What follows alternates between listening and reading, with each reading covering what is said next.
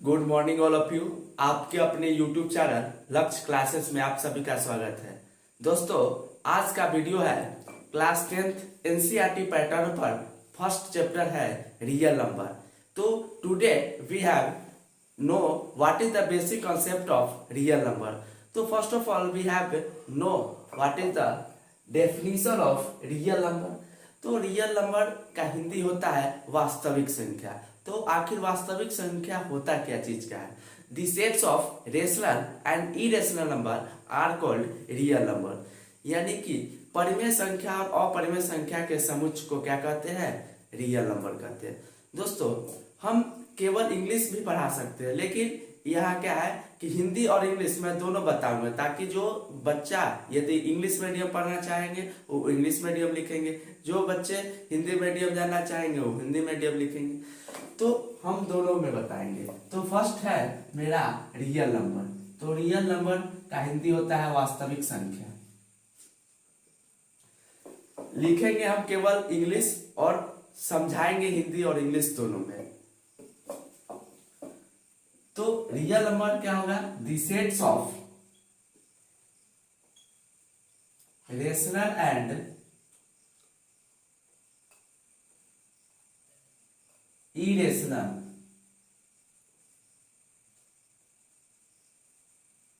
Number are called real number.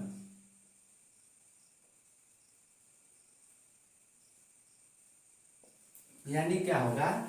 Sets, the sets मतलब होता है समुच्चय, ऑफ मतलब का, रेशनल मतलब परिमेय, एंड मतलब और, इरेशनल मतलब अपरिमेय, नंबर मतलब संख्या। यानी क्या होगा? परिमेय संख्या और अपरिमेय संख्या के समुच्चय को क्या कहते हैं? वास्तविक संख्या कहते हैं। क्लियर है? तो परिमेय संख्या और अपरिमेय संख्या, अब हम लोग जानेंगे कि आखिर परिमेय संख्या होता क्या है और अपरिमेय संख्या। तो इसका एक एग्जाम्पल हम लोग पहले लिख लेंगे। एग्जाम्पल जैसे 2 plus root 3, 2 minus root 5, etc। बहुत सारे एग्जाम्पल है। तो देखेंगे हम लोग क्या है कि here 2 is rational number but root 3 is irrational number, so that here 2 plus root 3 is called real number. क्या है कि 2 जो है वो परिमेय संख्या हुआ और रूट 3 जो हो गया वो अपरिमेय संख्या। इसीलिए परिमेय और अपरिमेय संख्या के समुच्चय को क्या कहते हैं? वास्तविक संख्या। इसीलिए 2 प्लस 3 क्या है? रियल नंबर हो गया। तो रियल नंबर को डिवाइडेड किया गया है 2 टाइप्स में। There are divided real number as a 2 terms.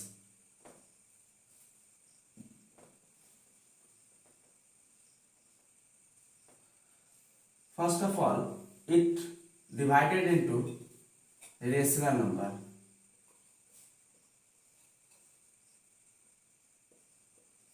and second irrational number।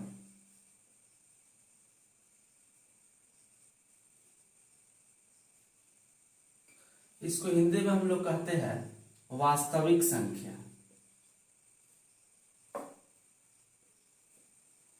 इसको कहते हैं, सॉरी, ये हो गया आपका परिमेय संख्या।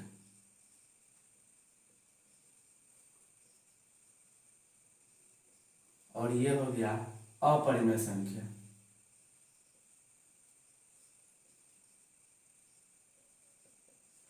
तो नंबर 1 बाई हम लोग करके इसका अध्ययन करेंगे। जैसे फर्स्ट है, तो फर्स्ट क्या है? Rational number.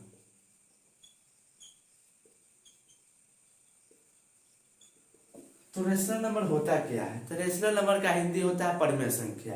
तो सबसे पहले हम लोग हिंदी में जान ले कि परिमेय संख्या होता क्या है।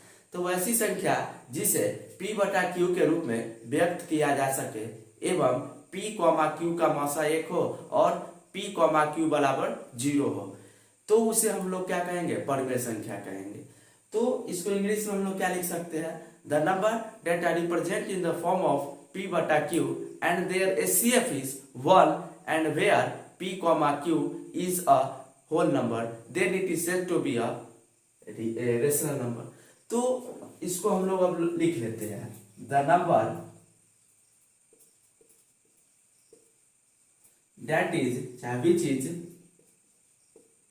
रिप्रेजेंट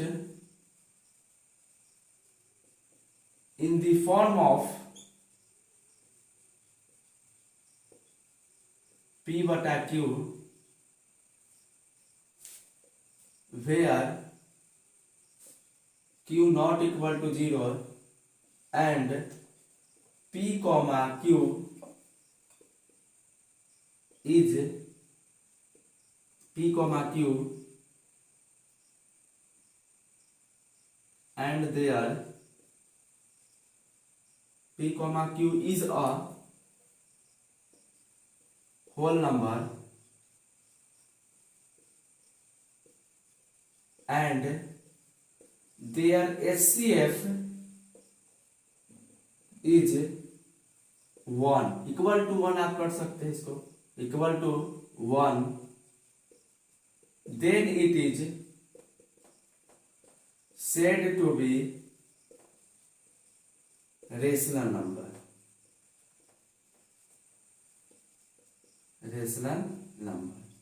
यानी क्या हुआ कि the number which is represent in the form of P बटा Q मतलब वैसी संख्या जिसे P बटा Q के रूप में प्रयुक्त किया जा सके जहां Q नॉट इक्वल टू क्या हो 0 हो एवं PQ क्या है एक पूर्णांक संख्या हो and their HCF is equal to 1 और उसका मौसा जो होगा वह 1 के बराबर हो तो उसे क्या कहेंगे रेशनल नंबर कहेंगे। जैसे एग्जांपल हम लोग लेते हैं एज फॉर एग्जांपल 4 बटा 5 जनरल हम लोग इसको पॉजिटिव में भी ले सकते हैं निगेटिव में भी ले सकते हैं ठीक है। तो देखेंगे हम लोग इसका ये बटा है और बटा के ऊपर वाला को क्या कहते हैं न्यूमिनेटर कहते हैं बटा के नीचे वाला को डिनोमिनेटर कहते हैं। तो here that is said to be a P and Q क्योंकि यह ऊपर वाला को P को कहेंगे या नीचे वाला को Q।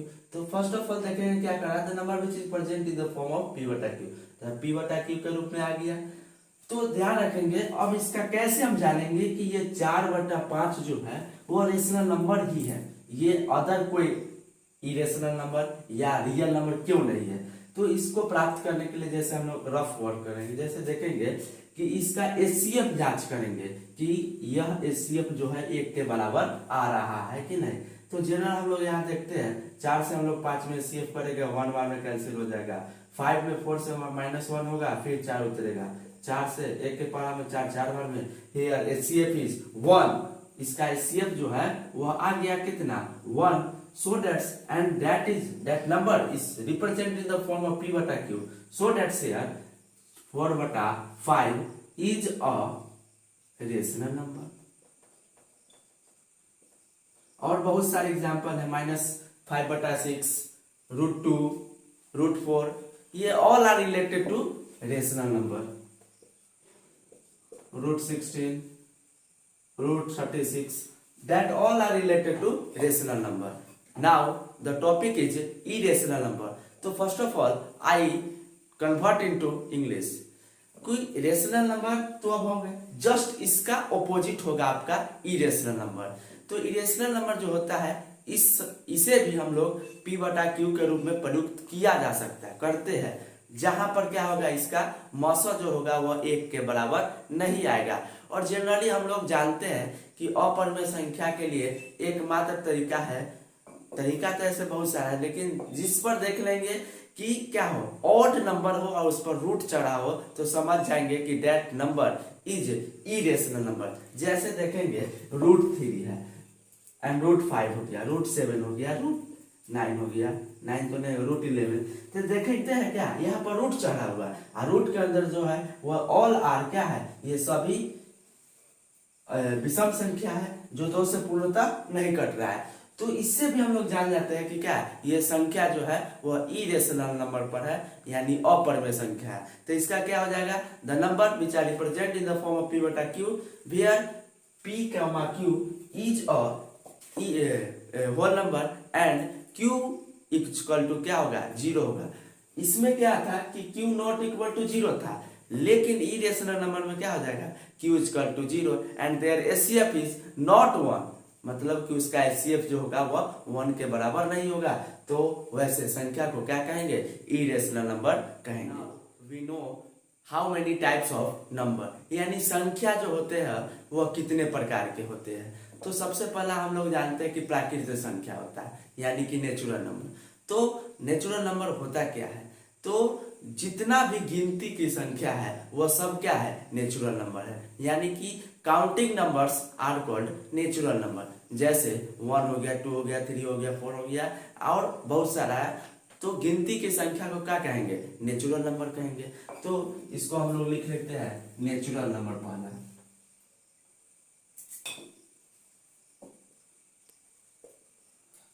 Counting numbers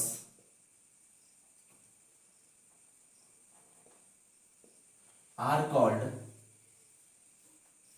natural number.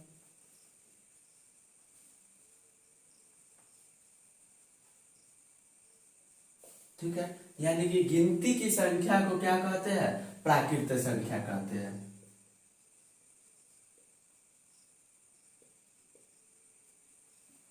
जैसे एज फॉर एग्जाम्पल 1 2 3 4 5 6 और etc है।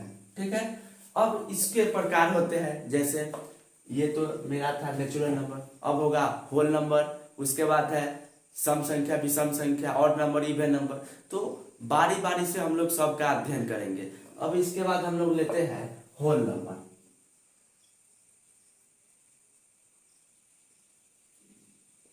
यानी कि पूर्ण संख्या। तो इसका डेफिनेशन हम लोग सबसे पहले जानेंगे। क्या होगा, कोई बड़ी बात नहीं है, खाली हम लोग को ध्यान रखना है कि नेचुरल नंबर क्या होता है। नेचुरल नंबर यदि जो लड़का को याद है उसे होल नंबर लिखने में कोई दिक्कत नहीं होगा। सिंपल सा फंडा है, इसको समझना है। जैसे ये क्या है, नेचुरल नंबर मतलब गिनती की संख्या को क्या कहते हैं, नेचुरल नंबर कहते हैं। तो होल नंबर में क्या होगा कि गिनती के संख्या के आगे यदि 0 लगा दिया जाए तो वह क्या कहला जाएगा, होल नंबर कहला जाएगा। यानी कि 0 आगे लगा देंगे, किसके आगे लगाएंगे, तो नेचुरल नंबर के आगे लगा देंगे। तो क्या लिखेंगे, when be added 0 in countings number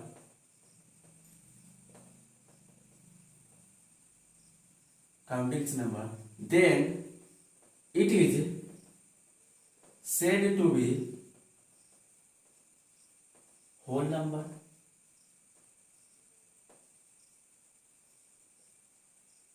as for example में हम लोग क्या लिख सकते हैं, गिनती की संख्या ऊपर है, इसके आगे क्या लगा देना है, 0 लगा देना है, बाकी सब जैसों के तैसे और जैसों के तैसे, कोई चेंजिंग इसमें नहीं होगा। अब हम लोग जानेंगे कि इवन नंबर क्या होता है। ये सब बेसिक कंसेप्ट है, कोई बड़ी बात नहीं है, आपको जनरल ये सब है, जिसको हम लोग हिंदी में कहते हैं सम संख्या। यानी कि इवन नंबर क्या हुआ कि the number that are division by 2 then it is said to be a even number. यानी कि वैसी संख्या जो 2 से पूरा पूरा विभाजित हो जाता है तो उसे क्या कहते हैं, इवन नंबर कहते हैं। तो जैसे हो गया 4 हो गया, 8 हो गया, 10 हो गया, 12 हो गया, 14 हो गया, 50 हो गया, मतलब कि 2 से पूरा पूरा विभाजित हो जाए, यानी कि आपका remainder will be 0 then it is said to be a even number. तो इसको हम लोग लिख देंगे, the number which is divisible by 2 then it is said to be even number।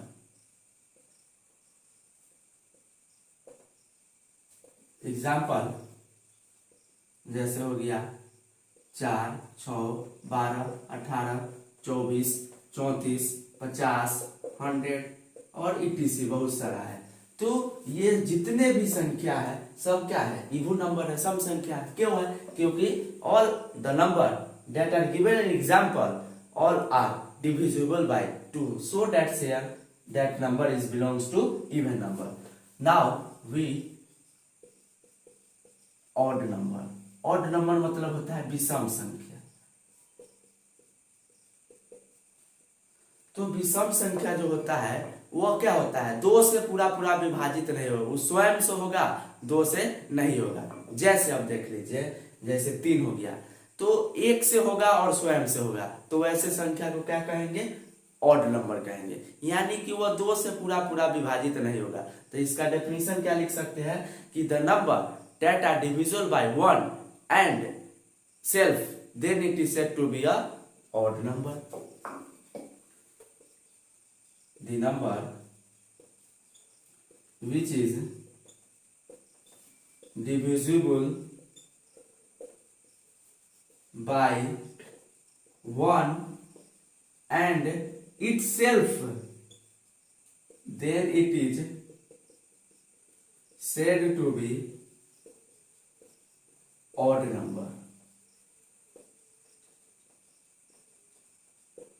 For example, जैसे हो गया 1, 3, 5, 7, 11, 13, 17, 19 और बहुत सारे हैं। जैसे देखेंगे एग्जाम्पल, जैसे ये 3 हो गया, तो 3 को हम लोग 1 से भाग दे सकते हैं और इसको 3 से दे सकते हैं, यानी क्या हुआ कि स्वयं से ये कट रहा है और 1 से कट रहा है। तो इसका डेफिनेशन क्या लिखे कि the number which is divisible by 1 and itself, मतलब वैसी संख्या जो 1 और स्वयं से पूरा पूरा विभाजित हो जाए, तो वैसे संख्या को क्या कहते हैं, विषम संख्या कहते हैं।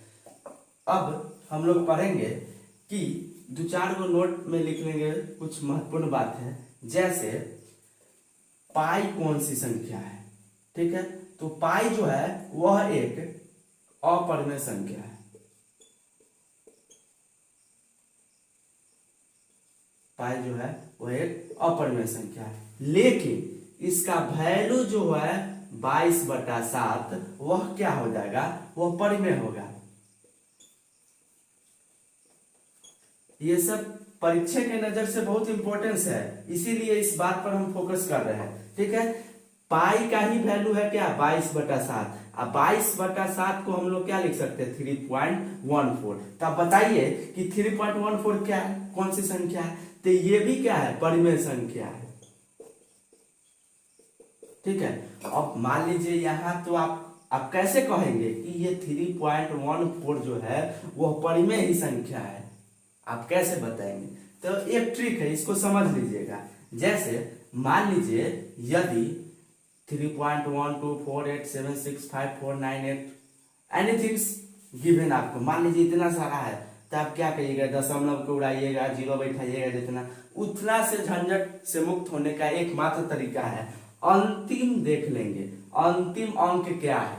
अंतिम अंक यदि सम संख्या हो, यानी कि इवन नंबर हो, तो वह कौन सी संख्या हो जाएगी, परिमेय संख्या। यदि अंक नंबर मान लीजिए यहाँ से ये 8 हट के आपको 7 हो जाता, तो ये नंबर क्या हो जाता आपका, अपरिमेय संख्या। मतलब कि इसको कोई देखने से लगेगा कि कोई, मान लीजिए कोई बच्चा आपको नहीं पढ़े हुए, तो इसको क्या करेगा, देखेगा तो करेगा बहुत बड़का हिसाब है, इसको क्या करेगा, बहुत सारा एक्स्ट्रा दिमाग लगाएगा कि दशमलव उड़ाओ भिड़ाओ वाला काम करेगा। तो इससे मुक्त होने के लिए केवल अंतिम अक्षर देखना है, मतलब अंतिम वाला डिजिट को देख लेंगे कि अंतिम डिजिट यदि सम संख्या है तो वह क्या हो जाएगा, परिमेय होगा, यदि विषम संख्या है तो अपरिमेय संख्या होगा। तो इस बात का हम लोग गौर करेंगे। और पाई जो है वह एक परिमेय संख्या है, पाई का वैल्यू ही क्या है, 22/7 है। We take next topic Euclid theorem. तो यूक्लिड थ्योरम के अंतर्गत ही आते हैं भाग एल्गोरिथम। तो भाग एल्गोरिथम को समझने से पहले एक हम लोग एग्जाम्पल है, जनरली हम लोग जानते हैं कि हाँ भाग एल्गोरिथम बराबर होता है a बराबर pq प्लस r, जिसको हम लोग जनरली हिंदी में कहते हैं भाज्य बराबर भाजक गुने भागफल प्लस शेषफल। तो इसको एक एग्जाम्पल के तौर पर हम लोग समझेंगे। एग्जाम्पल जैसे देख लेते हैं, वह 2 से यदि हम 5 में डिवाइड किए तो 2 2 4 कैंसिल हो जाएगा, 1 बचेगा। तो भाग एल्गोरिथम, तो सबसे पहले टॉपिक लिख लो एल्गोरिथम, ठीक है। तो इसमें किसको क्या कहते हैं इस बात को हम लोग समझेंगे। तो इसमें ये हो जाएगा आपका a, ये वाला a बराबर रहता है b q और r, ठीक है। तो हम लोग जानते हैं कि भाग एल्गोरिथम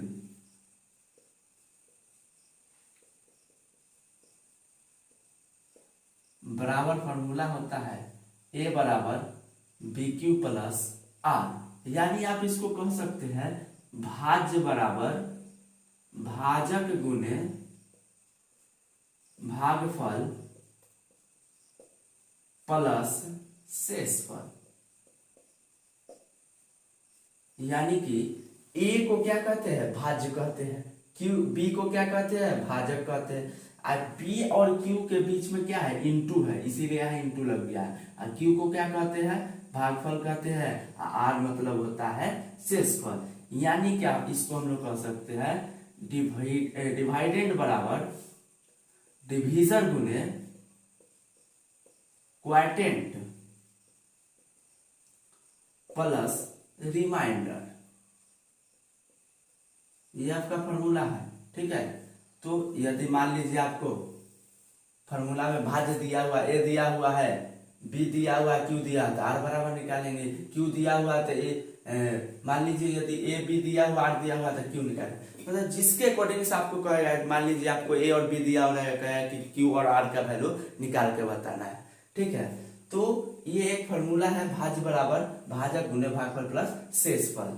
अब इसके अकॉर्डिंग हम लोग एक और चीज का अध्ययन करेंगे, जैसे मौसा गुने लसा। तो मौसा गुने लसा बराबर होता है 1। ये जनरली हम लोग जानते हैं, ऑब्जेक्टिव क्वेश्चन में आएगा। यानी कि HCF into LCM equal to होता है 1। अब इसके अकॉर्डिंग हम लोग एक और चीज का अध्ययन करेंगे, यानी कि मौसा गुने लसा बराबर होती है पहली संख्या गुने दूसरी संख्या। तो मान लीजिए ये क्या कह रहा है कि मौसा मतलब महत्तम समावर्तक और लसा मतलब लघुत्तम समावर्तक। यानी आप इसको लिख सकते हैं HCF इंटू LCM बराबर first number into second number. ठीक है, तो यदि मान लीजिए हम लोग जानते हैं कि मौसा गुने लसा बराबर होता है पहली संख्या गुने दूसरी संख्या। ठीक है, मान लीजिए आपको ये तो फर्स्ट आपका फॉर्मूला निकला, सेकंड निकलेगा। मान लीजिए आपको कहेगा कि लौसा आप निकालिए, तो क्या कीजिएगा, लौसा निकालने का एक फॉर्मूला है कि लौसा बराबर क्या हो जाएगा, पहली संख्या गुने दूसरी संख्या बटा में बच जाएगा, सो लिख देंगे, यानी कि मौसा।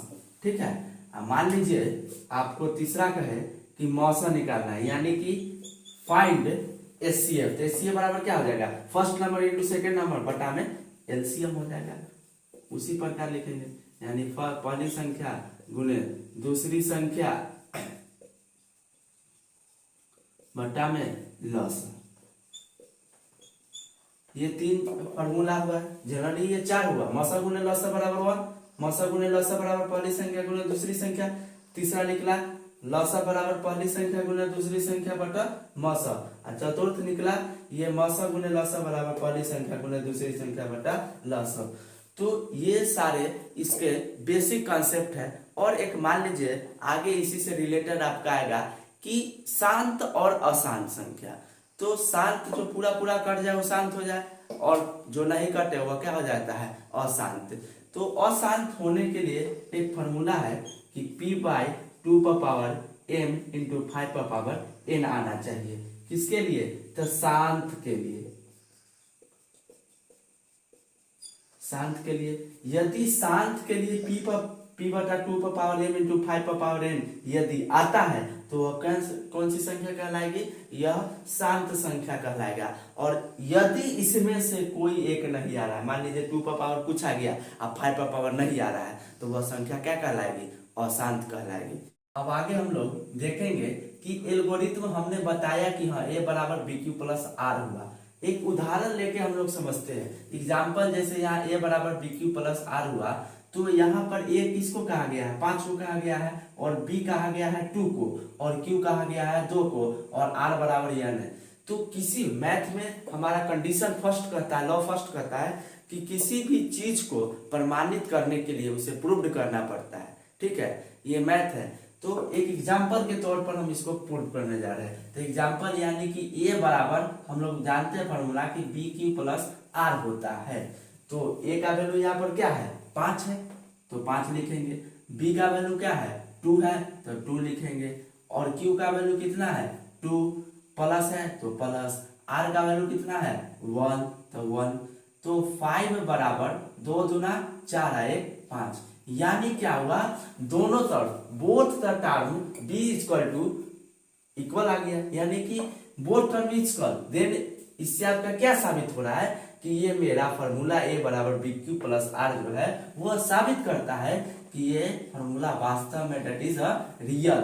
यानी कि इसी फॉर्मूला से हम लोग और बहुत सारे एग्जाम्पल बैठा के इस पर निकाल सकते हैं। यदि मान लीजिए बी क्यू दिया हुआ है और ए दिया हुआ है तो आप आर निकाल सकते हैं। अब हम लोग चलते हैं, जानते हैं कि the product of HCF and LCM be equal to 1, यानी कि मौसा गुने लौसा बराबर होता है 1। तो मान लीजिए यदि आपको क्वेश्चन दिया कि इफ देयर मौसा equal to 24 and first number and second number is 48, तो find the value of LCM। तो यदि क्वेश्चन को पहले हम लोग हिंदी में कन्वर्ट कर लेते हैं। यदि मौसा बराबर 24 दिया रहे और दो संख्याओं का गुणनफल आपको 48 दिया रहे तो लौसा कैसे निकालेंगे। तो लौसा बराबर हमने फॉर्मूला बताया है, we have given you formula that लौसा बराबर पहली संख्या गुने दूसरी संख्या बटा मौसा, यानी कि LCM बराबर first number into second number बटा HCF। तो मान लीजिए एक क्वेश्चन को सबसे किसी भी चीज को बारीकी दौर से पढ़ना चाहिए, हड़बड़ाना नहीं चाहिए किसी भी चीज को। जानते हैं कि हड़बड़ का काम गड़बड़ होता है। मान लीजिए क्वेश्चन आपको दिया रहेगा कि यदि मौसा बराबर 48 तथा दो संख्याओं का गुणनफल